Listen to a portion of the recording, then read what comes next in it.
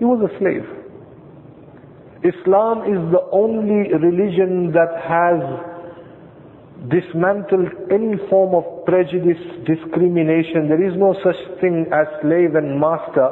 Slave and master both read salat in the masjid shoulder to shoulder. So much so that they would share the same plates, same clothes, everything the same.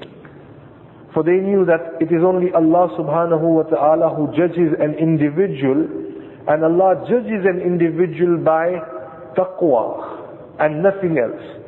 And a person who has taqwa, Allah subhanahu wa ta'ala by His mercy even blesses him with knowledge.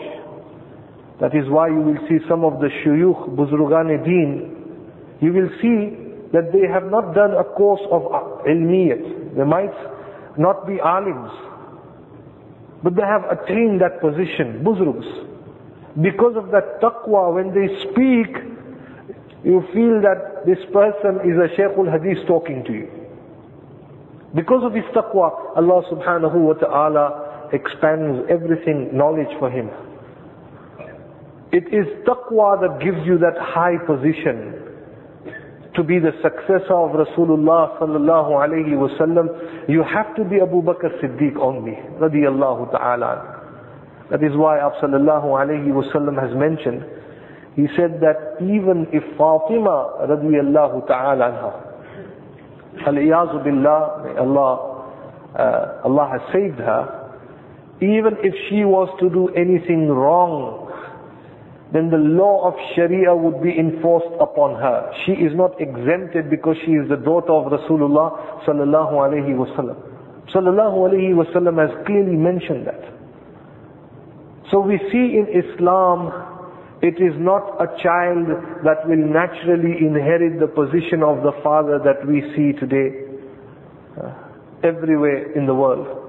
But it is based upon taqwa. Whoever is muttaqi qualifies for that position, and naturally that position was given to Hazrat Abu Bakr Siddiq radiyallahu ta'ala. Level of taqwa was such that once Hazrat Abu Bakr Siddiq radiyallahu ta'ala was a rich man. He had many slaves, and once a slave gave him some milk to drink, and Hazrat Abu Bakr Siddiq radiyallahu ta'ala drank the milk.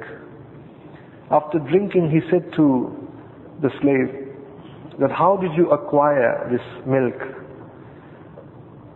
Hazrat Abu Bakr Siddiq radiyallahu ta'ala realized that the source of income is doubtful. He was a fortune teller. Though he was a slave, but he was a fortune teller. In the time of Rasulullah sallallahu alayhi wa sallam, a lot of the servants, slaves were not Muslims. But Hazrat Abu Bakr Siddiq radiyallahu ta'ala drank the milk. When he drank the milk and realized that the source is doubtful, he might have bought that milk by the money he earned from answering and giving future predictions to the people. He was a fortune teller.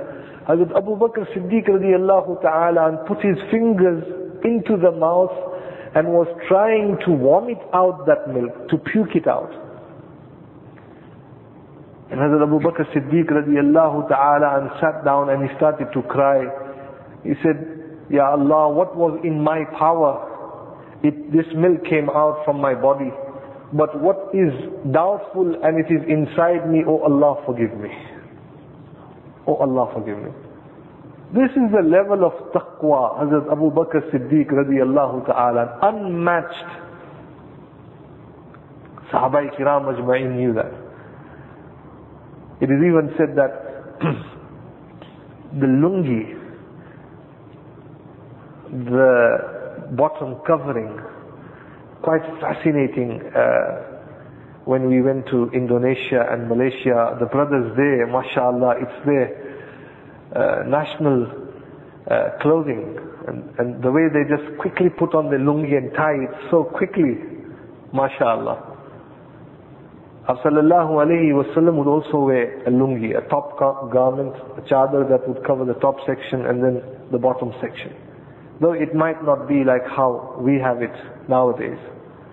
Hazrat Abu Bakr Siddiq radiallahu ta'ala an's lungi was such that when he would walk, one part of the lungi would dangle down very low below the ankles.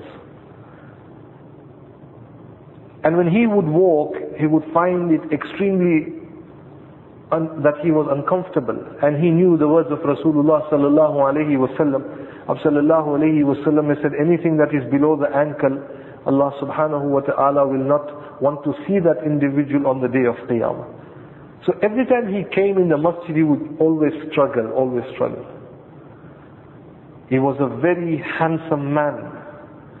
It is said that he was so handsome that some of the muhaddithin have said that the word Atiq, which was also his name, given to him, was due to the beauty that he possessed. A very handsome man. Inshallah ta'ala we will elaborate on that, who Hazrat Abu Bakr Siddiq radiallahu ta'ala anhu was. Sallallahu alayhi wa sallam once saw him that Hazrat Abu Bakr Siddiq is all the time very, very careful, as if the lower garment is troubling him. Huzur alayhi salatu wassalam said to him, Ya Abu Bakr, oh Abu Bakr, what is the problem? He said, Ya Rasulullah, the words that have come out from your mouth, that Allah subhanahu wa ta'ala will punish this person whose izar is lower than his ankle. And sometimes when I'm walking, I feel that my lungi, the bottom section, touches the ground. Sallallahu alayhi wa sallam smiled at Hazrat Abu Bakr Siddiq and said to him, Ya Abu Bakr, O Abu Bakr, Allah has informed me, Allah has seen your heart, you are completely free from pride and arrogance. For you are exempted from this wa'id. This hadith which Huzur alayhi salatu wassalam has said, you are exempted from it. You will not be blamed for how you dress up, because your heart is pure and clean. This is the taqwa. He was so careful with his tongue that once Hazrat Abu Bakr Siddiq was pulling his tongue out, and Hazrat Umar Farooq saw him and says, Hazrat Umar said to him, Ya Abu Bakr, what are you doing? He said, Oh Umar, do you know it is this tongue that will take people to Jahannam? Imagine the level of taqwa, my respected brothers. Inna akramakum inna Allahi atqakum. So naturally, Khilafat was only given to Hazrat Abu Bakr Siddiq radiyallahu ta'ala. Hazrat Abu Bakr Siddiq radiyallahu ta'ala an's name was Hazrat Abdullah. This was his name. Hazrat Abu Bakr Siddiq's name was Abdullah. It is said that